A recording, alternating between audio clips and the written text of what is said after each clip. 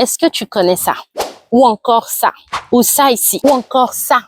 Il s'agit de plantes africaines, la plupart du temps utilisées dans l'intimité féminine. Oui, et au cas où tu ne l'aurais pas encore compris, aujourd'hui je te parle du business des plantes intimes africaines. Puisqu'il s'agit ici d'un business dans lequel tu seras obligé à 2000% d'importer des choses, clique ici sur le lien dans ma bio et va t'inscrire à ma toute nouvelle formation Import Express Canada pour aller apprendre toutes les choses dont tu as besoin pour importer tes plantes ici en toute sécurité là et faire en sorte que vraiment tout arrive en bonne et due forme. La première date, c'est le samedi 16 août de 13h à 16h. Dépêche-toi parce que les places vont tellement vite. Nos produits africains de bien-être féminin, le Djeka, le Congoli, le quatre côtés, le nep-nep, le collet serré, le poivre africain sont des plantes nettoyantes, tonifiantes, resserrantes, purifiantes, très souvent encore plus fortes que tous ces produits-là qu'on trouve en pharmacie. C'est les plantes que nos grands-mères utilisaient, nos mamans utilisaient, nous-mêmes on utilise présentement. 95% des femmes adultes au Canada déclarent avoir utilisé ne serait-ce qu'une seule fois des produits d'hygiène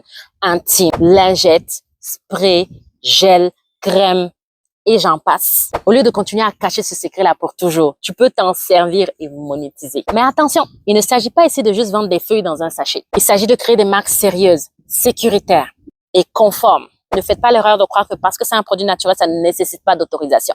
Également, ne faites pas l'erreur de faire certaines allégations de santé si vos produits n'ont pas été préalablement testés en laboratoire ou baqués de documents de recherche scientifique qui prouvent que les plantes que vous utilisez font effectivement les choses que vous dites qu'elles font.